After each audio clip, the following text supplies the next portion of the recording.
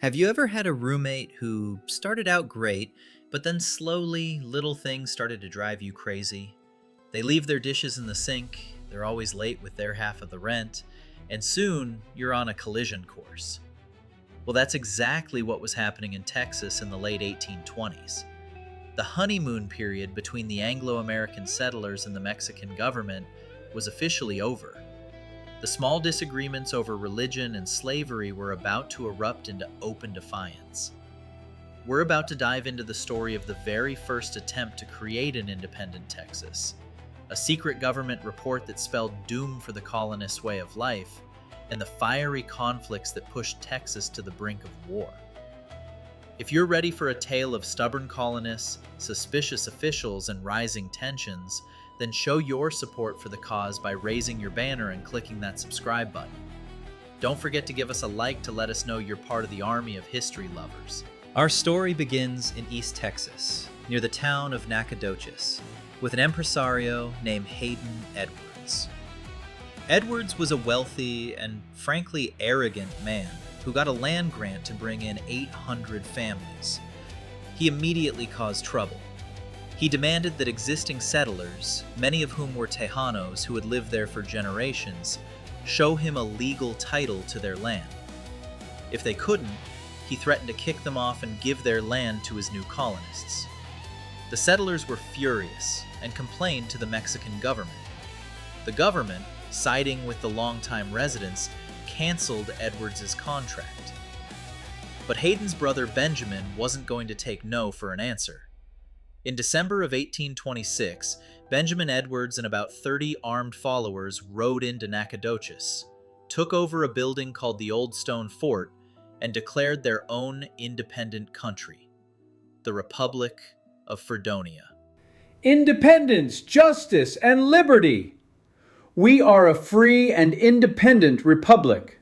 They even created a flag, a bold banner of red and white, symbolizing the alliance they hoped to make with the local Cherokee tribes. Unfortunately for them, the Cherokee wanted nothing to do with it. The rebellion was a total flop. Stephen F. Austin, horrified that this stunt would ruin everything for the other colonies, offered to help the Mexican army. When Mexican soldiers and Austin's militia marched towards Nacogdoches, the Fredonian rebels tucked their tails and fled into Louisiana without a single shot being fired. While the Fredonian Rebellion was a pretty comical failure, it seriously spooked the Mexican government. It was the first time colonists had taken up arms and declared independence. Red flags were going up all over Mexico City. The Mexican government was now officially worried. They thought, what is going on in Texas? To find out, they sent a high-ranking military officer and scientist, General Manuel de Mier y Teran, on a fact-finding mission. Mier y Teran was a brilliant, respected man. He spent over a year touring Texas, observing the land, the people, and the culture. And what he saw shocked him. He wrote a secret report back to the president. He warned that Texas was becoming more American than Mexican. Anglo-Americans outnumbered Tejanos 10-1 in some areas. Texas is flooded with Americans. They carry their own constitutions in their pockets and are continually making complaints. The Mexican influence is dwindling to nothing. He warned that if the government didn't act fast, Mexico would lose Texas forever. He made several urgent recommendations. Send more Mexican soldiers to Texas. Increase trade between Texas and Mexico. And most importantly, stop all immigration from the United States. The Mexican government took Mier y Teran's report very seriously. In response, they passed the law of April 6, 1830. This law was a bombshell, and it changed everything. First, it officially banned all immigration from the United States. The door to Texas was slammed shut. Families who had planned to join their relatives in Texas were now barred from entering. Second, it called for the construction of new forts and the deployment of more Mexican soldiers to watch over the colonists and enforce the law. Third, it placed new and higher taxes on all foreign goods coming into Texas.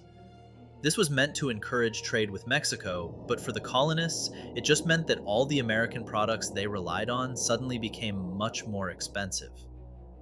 And finally, it banned the importation of any new enslaved people into Texas. While this was a noble goal, for the southern cotton farmers who had built their entire business model on enslaved labor, this was a direct attack on their livelihood. The colonists were outraged. They felt betrayed. They had been invited to Texas. They had worked hard to build their homes and farms, and now the government was changing the rules. To them, this law was an attack on their freedom and their way of life. One of the new Mexican forts was built at a port called Anahuac, right on Galveston Bay. Its commander was a man named Colonel John Davis Bradburn, an American-born officer in the Mexican Army. And he was not a popular guy. Bradburn was arrogant, strict, and seemed to enjoy throwing his weight around.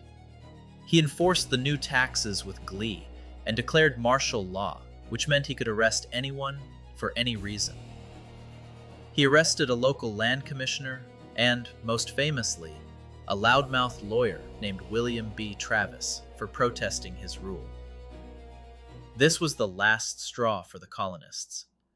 A group of angry settlers marched on Anahuac, demanding Travis and the other prisoners be released. There was a brief skirmish, and the colonists retreated to a place called Turtle Bayou. While camped at Turtle Bayou, the colonists drafted a formal statement called the Turtle Bayou Resolutions. This was a very clever political move. They declared that they weren't rebelling against Mexico itself. Instead, they claimed their fight was against the tyrannical rule of men like Bradburn. They also declared their loyalty to a popular general in Mexico who was leading a revolt against the central government, a charismatic man named Antonio Lopez de Santa Anna. At the time, Santa Anna claimed to be a Federalist, someone who supported the Mexican Constitution of 1824, which gave more power to the states, like Texas. The colonists thought, hey, this guy is on our side. Before the situation could explode into a full-scale battle, another Mexican officer arrived, relieved Bradburn of command, and released the prisoners. The crisis was over. For now. By 1832, the colonists had managed to dodge a full-blown war. They had stood up to a tyrannical commander and, through some clever political maneuvering, had declared their loyalty to the man they thought was a hero, Santa Anna. The law of April 6, 1830 was still in effect, but for a moment, things had calmed down. The colonists saw this as a chance to formally and peacefully ask for the changes they wanted. They decided to hold a meeting, a convention, to write down all their grievances and send them to the Mexican government. They were still trying to be good Mexican citizens, but they were also demanding their rights. But was anyone in Mexico City actually listening? And was their new hero, Santa Anna, really the man they thought he was? The colonists had won a small victory, but they had also shown their teeth. The road to revolution was now paved. The arguments had been made, the lines had been drawn, and the first acts of defiance had been committed. The next step would be a fateful one. What happens at these conventions? And what will Stephen F. Austin do that lands him in a Mexican prison for over a year? You'll have to join us for part 3 to find out. Thanks for watching, and remember to subscribe to keep up with the story. Now for a question of the day. The law of April 6, 1830 had many parts that angered the colonists. Which one would have made you the most rebellious?